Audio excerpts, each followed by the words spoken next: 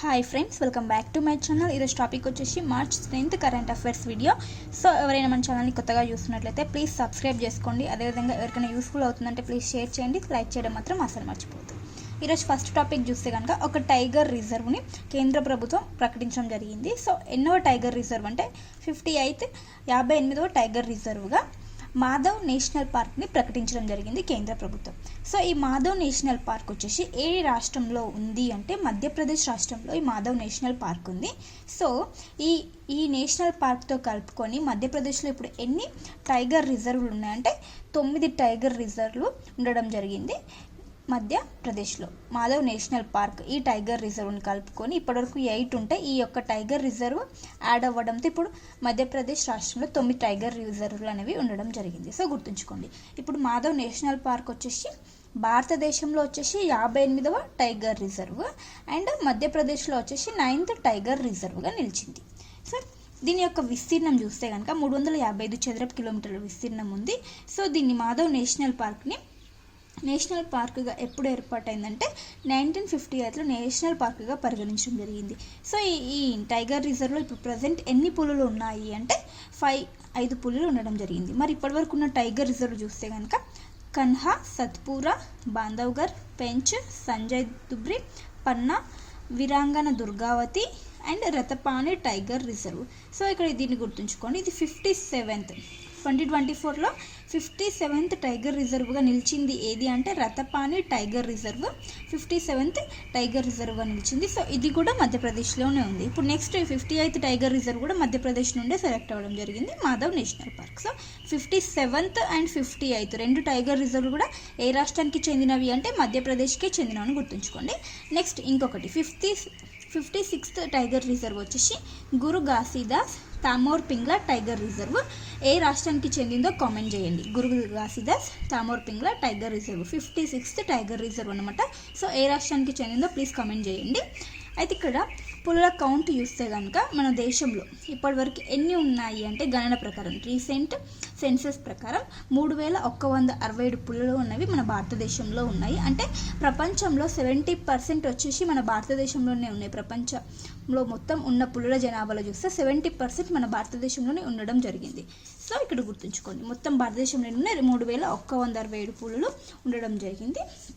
And ఇంకొకటి ఏంటంటే international big cat అలయన్స్ని ప్రాజెక్ట్ టైగర్ యొక్క 50వ వార్షికోత్సవం సందర్భంగా 2023లో ఏర్పాటు చేయడం జరిగింది. ఇది ప్రాజెక్ట్ పులులకు సంబంధించింది. బిగ్ క్యాట్ అలయన్స్ అంటే పులులు, చిరుత పులులు, లియోపార్డ్స్ వాటికి సంబంధించిన ఒక అలయన్స్ని ఏర్పాటు చేయడం జరిగింది అనమాట 2023లో. సో దీని యొక్క సందర్భంగా అంటే ప్రాజెక్ట్ టైగర్ దీని యొక్క 50వ వార్షికోత్సవం సందర్భంగా ఇంటర్నేషనల్ బిగ్ క్యాట్ అలయన్స్ 2023న ఏర్పాటు చేయడం జరిగింది. సో ప్రాజెక్ట్ టైగర్ని చూస్తే కనుక 1973 ఏప్రిల్ 1న ప్రాజెక్ట్ టైగర్ని ఏర్పాటు చేయడం జరిగింది. ప్రాజెక్ట్ టైగర్ ఇయర్ వచ్చేసి 1973 ఏప్రిల్ 1. సో గుర్తుంచుకోండి, ఎక్కడ అంటే జిమ్ కార్బెట్ జాతీయ పార్క్ దీన్ని ఏర్పాటు చేయడం జరిగింది అనమాట ఏప్రిల్ 1. సో ప్రాజెక్ట్ టైగర్ కూడా రాబోతుంది అనమాట ఏప్రిల్ 1. సో గుర్తుంచుకోండి, 58th టైగర్ రిజర్వ్ వచ్చేసి మాధవ్ నేషనల్ పార్క్. నెక్స్ట్ వచ్చేసి కంజర్ ఒక విన్యాసం, ఇది 12th ఎడిషన్ అనమాట. సో ఏ 2 దేశాల మధ్య ఇది విన్యాసం అంటే ఇండియా అండ్ కిర్గిజిస్తాన్ మధ్య జరిగిన ఒక విన్యాసం కంజర్. సో గుర్తుంచుకోండి, ఏ డేట్స్ మధ్య జరగబోతుంది అంటే మార్చ్ 10 నుంచి 23 మధ్యలో ఈ విన్యాసం అనేది జరగబోతుంది. ఇక్కడ వేదిక వచ్చేసి కిర్గిజిస్తాన్. అంటే ఎవ్రీ ఇయర్ ఒక్కొక్క దేశంలో జరుగుతుంది. లాస్ట్ మన ఇండియాలో, తర్వాత ఇప్పుడు కిర్గిజిస్తాన్లో ఈ విన్యాసం అనేది జరగబోతుంది. సో హోస్టింగ్ కంట్రీ వచ్చేసి కిర్గిజిస్తాన్. సో ఇది ఎప్పటి నుంచి స్టార్ట్ అవ్వడం జరిగింది అంటే 2011 నుంచి స్టార్ట్ అవ్వడం జరిగింది. ఈ విన్యాసాన్ని 2011 నుంచి ప్రారంభం చేశారు. మరి ఈ విన్యాసంలో స్పెషల్ ఫోర్సెస్ ఎవి పాల్గొంటున్నాయంటే ఇండియన్ ఆర్మీ ఫోర్సెస్ నుంచి ఒక స్పెషల్ ఫోర్స్, నెక్స్ట్ ఇక్కడ కిర్గిజిస్తాన్ నుంచి స్కార్పియన్ బ్రిగేడ్ స్పెషల్ ఫోర్సెస్ వచ్చేసి ఈ సైనిక విన్యాసంలో పాల్గొనడం జరిగింది. సో 2 దేశాలకు సంబంధించిన ప్రత్యేక ఫోర్సెస్ అనేవి పాల్గొనడం జరిగింది. సో ఇక్కడ కంజర్ అంటే ఏంటంటే ఒక ఆయుధం అంట, బాకు లాంటి ఒక ఆయుధాన్ని కంజర్ అంటారంట. సో గుర్తుంచుకోండి, కంజర్ 12th ఎడిషన్ ఎక్కడ జరిగింది, కిర్గిస్తాన్ వేదికగా జరిగిందనమాట. ఇది సైనిక విన్యాసము. ఈ 2 దేశాలకు సంబంధించినటువంటి ప్రత్యేక ఫోర్స్ ఈ విన్యాసంలో పాల్గొనడం జరిగింది. నెక్స్ట్ వచ్చేసి ఒక యాప్ని ఆంధ్రప్రదేశ్ లాంచ్ చేయడం జరిగింది. ఏంటంటే శక్తి యాప్ని ఏపీ పోలీసు ఈ యాప్ని లాంచ్ చేయడం జరిగింది అనమాట. సో ఉమెన్స్ డే సందర్భంగా మార్చి 8న దీన్ని లాంచ్ చేయడం జరిగింది. సో ఈ యాప్ ద్వారా అయితే ఏంటంటే ఒక కంప్లైంట్ ద్వారా పోలీస్ స్టేషన్కి వెళ్ళాల్సిన అవసరం లేకుండా ఈ యాప్ ద్వారా ఒక గివ్ ఏ కంప్లైంట్ ద్వారా ఫిర్యాదు అనేది చేయవచ్చు. మహిళలు ఏదైనా అత్యవసర పరిస్థితులు ఉన్నప్పుడు, ఎమర్జెన్సీలో ఉన్నప్పుడు, ప్రమాదకర స్థితిలో ఉన్నప్పుడు ఈ యాప్ ద్వారా కంప్లైంట్ అనేది రేజ్ చేయవచ్చు అనమాట. So give a complaint so ఈ యాప్ ద్వారా రైజ్ చేయవచ్చు అనమాట. సో ఈ శక్తి యాప్ని ఏ రాష్ట్ర ప్రభుత్వం లాంచ్ చేసిందంటే ఆంధ్రప్రదేశ్ లాంచ్ చేయడం జరిగింది. ఆంధ్రప్రదేశ్ పోలీస్ ఈ యాప్ని లాంచ్ చేయడం జరిగింది మహిళల కోసం. నెక్స్ట్ వచ్చేసి ఒక బ్యాంక్ ఆఫ్ బరోడా ఏం చేసిందంటే మహిళల కోసం, మహిళా ఎన్ఆర్ఐలు విదేశాల్లో ఉంటారు కదా, మహిళా ఎన్ఆర్ఐలు వాళ్ళ కోసం ఒక సేవింగ్స్ అకౌంట్ని క్రియేట్ చేయడం అంటే ప్రారంభించడం జరిగింది అనమాట. మహిళా ఎన్ఆర్ఐల కోసం ఒక సేవింగ్స్ అకౌంట్ని ప్రారంభించిన బ్యాంక్ ఏంటి అంటే బ్యాంక్ ఆఫ్ బరోడా. ఇది మొదటి ప్రభుత్వ రంగ బ్యాంక్గా నిలిచింది. అంటే మహిళా ఎన్ఆర్ఐ కోసం ఒక సేవింగ్స్ అకౌంట్ని ప్రారంభించిన మొదటి ప్రభుత్వ రంగ బ్యాంక్గా నిలిచింది ఏంది అంటే బ్యాంక్ ఆఫ్ బరోడా, BOB నిలిచింది. సో గుర్తుంచుకోండి, మహిళా ఎన్ఆర్ఐల కోసం ఒక సేవింగ్స్ అకౌంట్ని ప్రారంభించడం జరిగింది. Next current affair, Saina Nehwal badminton క్రీడాకారిణి అయినటువంటి సైనా నెహ్వాల్. సో ఈమె ఏమిటంటే ఒక సంస్థతో, నారీకా అనే ఒక సంస్థతో పెట్టుబడి అంటే ఇన్వెస్ట్మెంట్ అండ్ బ్రాండ్ అంబాసిడర్గా నిలిచిందనమాట. సో అదేంటంటే నారీకా అనే సంస్థలో ఇన్వెస్టర్గా అండ్ బ్రాండ్ అంబాసిడర్గా నిలిచింది ఎవరు అంటే సైనా నెహ్వాల్ బ్యాడ్మింటన్ క్రీడాకారిణి అనమాట. సో ఇక్కడ నారీకా అంటే ఒక మెన్స్ట్రువల్ హైజీన్ బ్రాండ్ సంస్థ అనమాట. అంటే మెన్స్ట్రువల్ ఋతుక్రమాల సంరక్షణకు సంబంధించి, హైజీన్ ఒక బ్రాండ్, ఋతుక్రమాలకు సంబంధించిన ఒక సంస్థ, మెన్స్ట్రువల్ హైజీన్ బ్రాండ్ సంస్థ అని వచ్చేసి నారీకా. సో దీనికి బ్రాండ్ అంబాసిడర్గా ఎవరు నిలిచారంటే సైనా నెహ్వాల్ బ్రాండ్ అంబాసిడర్గా నిలవడం జరిగింది. అండ్ ఈ సంస్థతో పెట్టుబడులు కూడా పెడుతుందన్నమాట సైనా నెహ్వాల్. సో ఈ సంస్థ వచ్చేసి ఋతుక్రమ సంరక్షణ పరిష్కారాలను ప్రోత్సహించుతుందన్నమాట. ఈ సంస్థ హైజీన్గా ఉండేటట్టు. Next current affair, HPCL Hindustan petroleum corporation limited యొక్క చైర్మన్ అండ్ మేనేజింగ్ డైరెక్టర్గా ఎవరిని నియమించారు అంటే వికాస్ కౌశల్ని నియమించడం జరిగింది. So Hindustan petroleum corporation limited యొక్క చైర్మన్ అండ్ మేనేజింగ్ డైరెక్టర్ గుర్తుంచుకోండి. నెక్స్ట్ వచ్చేసి ఒక ర్యాంకింగ్స్ అన్నమాట. YouGov ఇండియా వాల్యూ ర్యాంకింగ్స్ 2025కి సంబంధించి ఈ ప్రముఖ విలువైన బ్రాండ్స్ ఏ సంస్థలు ఉన్నాయని ఒక ర్యాంకింగ్ అనేది ఇవ్వడం జరిగింది. సో అందులో వచ్చేసి మన భారత్ నుండి ప్రముఖ డైరీ సంస్థ అదేంటంటే అమూల్ డైరీ సంస్థ వచ్చేసి 3వ స్థానంలో నిలబడడం జరిగింది. టాప్ 3లో ఉందన్నమాట. సో ఫస్ట్ ఏది ఉందంటే అమెజాన్ ఉంది. టాప్ బ్రాండ్గా నిలిచిన కంపెనీలలో అమెజాన్ ఫస్ట్ ఉంది, నెక్స్ట్ ఫ్లిప్కార్ట్ ఉంది. తర్వాత థర్డ్ ప్లేస్లో అమూల్ వచ్చేసి విలువైన బ్రాండ్గా, 3వ విలువైన బ్రాండ్గా నిలవడం జరిగింది. నెక్స్ట్ కరెంట్ అఫైర్, గ్రిడ్కాన్ 2025 ఇది ఒక కాన్ఫరెన్స్ అన్నమాట. Conference cum exhibition. Gridcon 2025 international conference cum exhibition అనమాట. సో ఇది ఎక్కడ జరిగింది అంటే మార్చి 9 నుంచి 11 మధ్యలో 2 రోజుల్లో న్యూఢిల్లీలో ద్వారకాలోని యశోభూమి IICCలో ఈ ఎగ్జిబిషన్ అండ్ ఇంటర్నేషనల్ కాన్ఫరెన్స్ అనేది జరిగింది. సో నేమ్ గుర్తుంచుకోండి, గ్రిడ్కాన్ 2025 ఎక్కడ అంటే న్యూఢిల్లీలో జరిగింది. సో ఏ శాఖ ఆధ్వర్యంలో, మినిస్ట్రీ ఆధ్వర్యంలో అంటే కేంద్ర విద్యుత్ మంత్రిత్వ శాఖ ఆధ్వర్యంలో CIGRE ఇండియా సహకారంతో ఈ కాన్ఫరెన్స్ అనేది జరిగిందన్నమాట.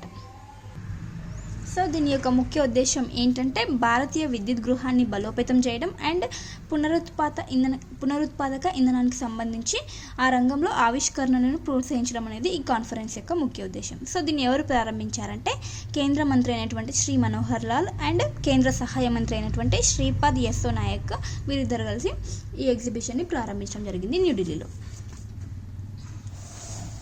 నెక్స్ట్ కరెంట్ అఫైర్, అంతర్జాతీయ న్యాయమూర్తుల దినోత్సవం అనమాట. అంతర్జాతీయ మహిళా న్యాయమూర్తుల దినోత్సవం మార్చ్ 10న జరుపుకుంటాము ఎవ్రీ ఇయర్. సో దీన్ని ఎప్పుడు ఐక్యరాజ్య సమితి ఎప్పుడు అధికారికంగా ప్రకటించిందంటే 2021 ఏప్రిల్ 28న ఈ అంతర్జాతీయ మహిళా న్యాయమూర్తుల దినోత్సవాన్ని యునైటెడ్ నేషన్స్ ఐక్యరాజ్య సమితి యొక్క జనరల్ అసెంబ్లీ అధికారికంగా ప్రకటించడం జరిగింది.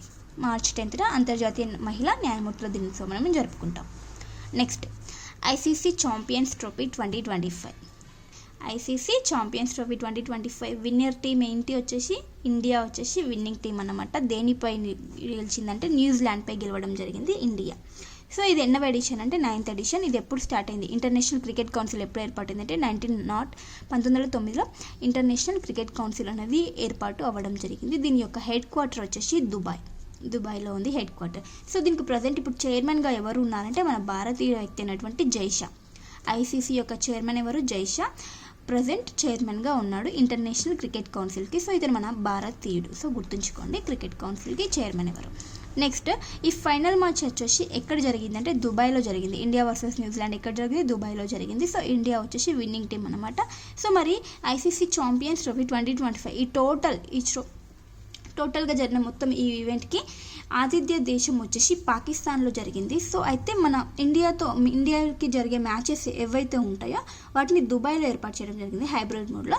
సో ఇక్కడ ఆతిథ్యం ఇచ్చిన దేశం అయితే పాకిస్తాన్లో మన దేశం ఆడదను అని చెప్పడంతో దుబాయ్ వేదికగా మన దేశం ఏవైతే మ్యాచ్లు ఆడుతుందో దుబాయ్లో ఇండియా మ్యాచెస్ అనేవి ఏర్పాటు చేయడం జరిగింది. సో ఆతిథ్య కంట్రీ వచ్చేసి పాకిస్తాన్ అని గుర్తుంచుకోండి. సో ఈ ఐసీసీ ఛాంపియన్ ట్రోఫీ అత్యధిక టైటిల్స్ని పొందిన జట్టు, ఇప్పటివరకు ఈ ఛాంపియన్ ట్రోఫీని అత్యధికంగా గెలిచిన జట్టు ఏదంటే మన భారత్ నిలిచింది. సో గుర్తుంచుకోండి. 2002లో గంగూలీ కెప్టెన్ వచ్చేసి గంగూలీ సారథ్యంలో ఈ ఛాంపియన్ ట్రోఫీని గెలిచింది. నెక్స్ట్ 2013 ధోని సారథ్యంలో, నెక్స్ట్ 2025 రోహిత్ శర్మ సారథ్యంలో ఈ ట్రోఫీని గెలవడం జరిగింది. అత్యధిక టైటిల్స్ని పొందిన జట్టు కూడా భారత్. 2025 విన్నింగ్ టీం వచ్చేసి కూడా భారత్ అని గుర్తుంచుకోండి. నెక్స్ట్ ఇంకొక sports, women's Asian kabaddi championship 2025. ఇది 6th ఎడిషన్. ఎక్కడ జరిగిందంటే ఇరాన్లోని టెహ్రాన్లో ఈ ఉమెన్స్ ఆసియన్ కబడ్డీ ఛాంపియన్షిప్ అనేది జరిగింది. సో ఇక్కడ విజేత కూడా మన భారత్ 5వసారి ఈ ఛాంపియన్షిప్ని గెలవడం జరిగిందంట. సో గుర్తుంచుకోండి భారత్ 5వసారి గెలపడం జరిగింది. సో దీనికి ఈ కబడ్డీ ఛాంపియన్షిప్కి కెప్టెన్గా ఎవరు ఉన్నారంటే సోనాలి షింగెట్ దీనికి కెప్టెన్గా ఉండడం జరిగింది. ఉమెన్స్ ఆసియన్ కబడ్డీ ఛాంపియన్షిప్ 2025 విజేత భారతదేశం.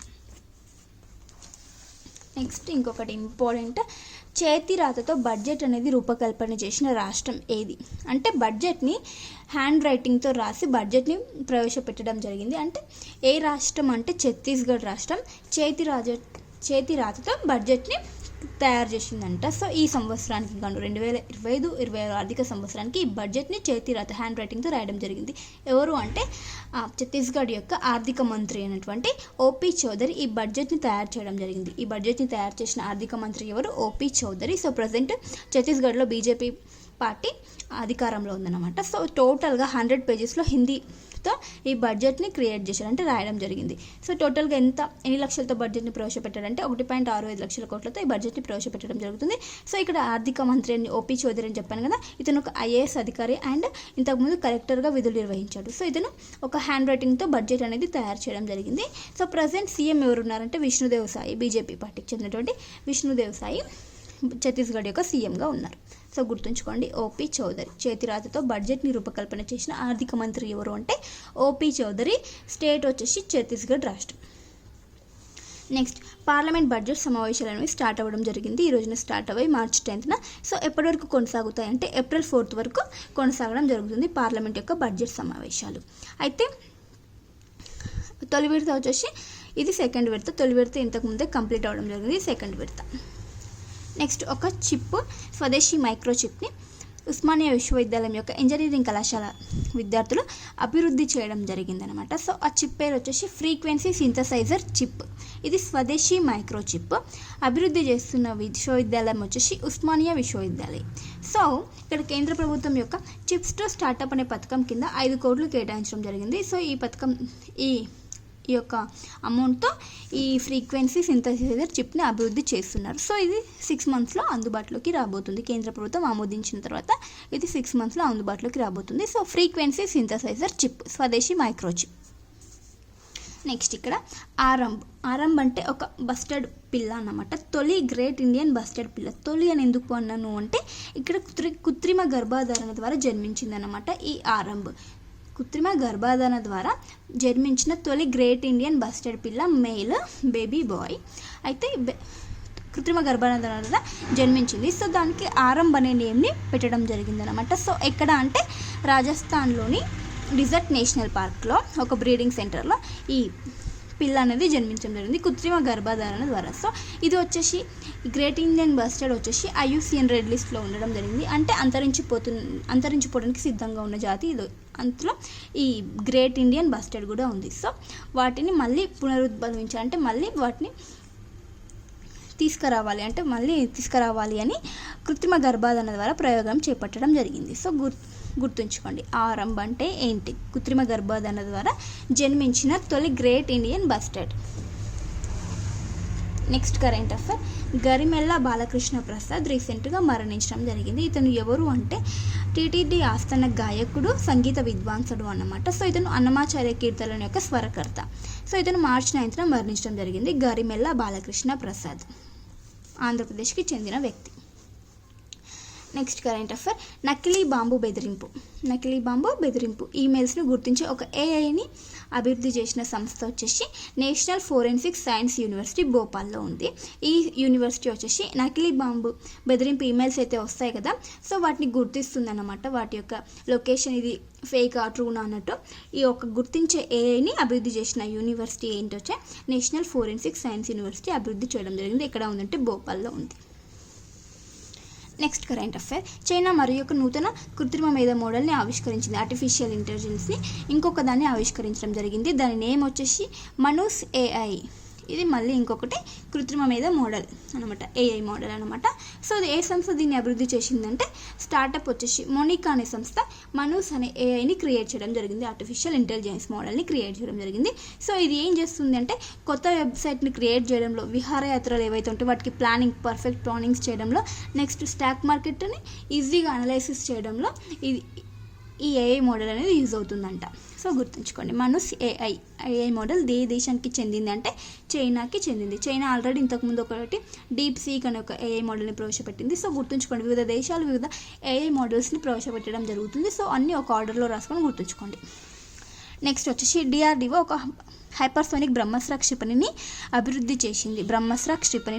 చేసింది. సో దీని యొక్క స్పెషాలిటీ ఏంటంటే దీని యొక్క వేగం 12,144 కిలోమీటర్లు, అంటే గంటకి ఇంత వేగంగా పయనిస్తుందంట. అందుకే దీన్ని హైపర్సోనిక్ బ్రహ్మాస్త్ర క్షిపణి అంటారు. అంటే అత్యధిక వేగంతో ఇది ప్రయాణించడం జరుగుతుంది. ఇక్కడ చూస్తే కనుక ఒక 1 సెకండ్కే 3.37 కిలోమీటర్ల దూరంతో ప్రయాణించడం జరుగుతుందంటే ఈ బ్రహ్మాస్త్ర క్షిపణి. దీని నేమ్ వచ్చేసి long range anti ship missile LRASM. So దీన్ని అభివృద్ధి చేసిన సంస్థ వచ్చేసి DRDO, గుర్తుంచుకోండి. నెక్స్ట్ వచ్చేసి మొట్టమొదటి రక్షణ శాఖ మంత్రిగా పర్యటన. ఇక్కడ ఏంటంటే ఇన్స్టిట్యూట్ ఆఫ్ ఏరోస్పేస్ మెడిసిన్, ఈ ఇన్స్టిట్యూట్ని సందర్శించిన మొట్టమొదటి రక్షణ మంత్రిగా నిలిచిన మంత్రి ఎవరంటే రాజ్నాథ్ సింగ్ గారు నిలవడం జరిగింది. అంటే ఈ ఇన్స్టిట్యూట్ని సందర్శించినట్టు విజిట్ చేసినటువంటి మొట్టమొదటి రక్షణ మంత్రి అంట రాజ్నాథ్ సింగ్. సో ఈ సందర్భంగా అక్కడ centre for advanced research space సైకాలజీని ఇనాగ్రేట్ చేయడం జరిగింది. ఎక్కడ ఉందంటే institute of aerospace medicine Bengaluru కేంద్రంగా ఉంది. నెక్స్ట్ వచ్చేసి IIT పాట్నా వచ్చేసి ఇక్కడ ఏంటంటే నిసార్ అనే ఒక ప్రాజెక్ట్ నిసార్ అనే మిషన్ ప్రోగ్రామ్కి IIT పాట్నా కూడా జాయిన్ అవ్వడం జరిగింది. ఈ ప్రోగ్రాంలో ఇది ఏ రెండు సంస్థల మధ్య ప్రోగ్రామ్ అంటే నాసా అండ్ ఇస్రో మధ్య జాయింట్ ప్రోగ్రామ్ అనమాట. సో దీనికి IIT పాట్నా వచ్చేసి జాయిన్ అవ్వడం జరిగింది. సో ఈ నిసార్ వచ్చేసి ఒక ఉపగ్రహం అన్నమాట. దీన్ని మార్చిలో ప్రయోగించబోతున్నారు. ఈ రెండు నాసా అండ్ ఇస్రో రెండు సంస్థలు కలిపి దీన్ని ప్రయోగించబోతున్నాయి, నిసార్ అనే ఉపగ్రహాన్ని. సో ఇదేంటంటే ఉపగ్రహం దీని యొక్క వర్క్ ఏంటంటే భూమిపై జరుగుతున్న మార్పులను పరిశీలన చేస్తుందన్నమాట ఈ నిసార్. అంటే భూకంపాలు, సునామీలు అట్లాంటి వాటిని పరిశీలన చేస్తుంది ఈ ఉపగ్రహం. భూమిపై జరుగుతున్న మార్పులను పరిశీలించే ఉపగ్రహం అన్నమాట ఈ నిసార్ ఉపగ్రహం. సో దీనికి IIT పాట్నా కూడా ఇప్పుడు రీసెంట్గా జాయిన్ అవ్వడం జరిగింది. నెక్స్ట్ యునెస్కో పురస్కారానికి IIT ఖరగ్పూర్ శాస్త్రవేత్త ఎంపికవడం జరిగింది. సో ఆ పురస్కారం పేరు వచ్చేసి the world academy of sciences. ఈ పురస్కారంకి ఎంపికైన IIT ఖరగ్పూర్ శాస్త్రవేత్త ఎవరంటే సుమన్ చక్రవర్తి 2026 ఇయర్కి గాను. Next commission on status of the women యొక్క 69th సమావేశం 69వ సమావేశం ఎక్కడ జరిగిందంటే న్యూయార్క్లో జరుగుతుంది. సో దీనికి మన భారత నుంచి ఎవరు పాల్గొన్నారు అంటే మహిళా మరియు శిశు సంక్షేమ శాఖ మంత్రి అయినటువంటి అన్నపూర్ణదేవి గారు ఈ సమావేశానికి పాల్గొనబోతున్నారు. Commission on status of the women. Next ఒక book the life and contributions of the women members of the constitution assembly. అంటే రాజ్యాంగ పరిషత్లో ఉమెన్ మెంబర్స్ యొక్క పాత్ర అనమాట. టోటల్గా 15 మెంబర్స్ ఈ రాజ్యాంగ పరిషత్లో ఉన్నారంట.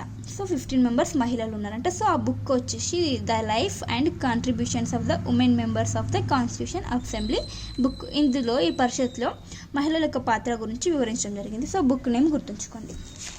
సో ఇవ్వండి ఫ్రెండ్స్ ఈరోజు ఇంపార్టెంట్ కరెంట్ అఫైర్స్. వీడియో నచ్చితే ప్లీజ్ లైక్ చేయండి, షేర్ చేయండి, అలాగే సబ్స్క్రైబ్ చేసుకోండి. Thank you for watching. Bye bye.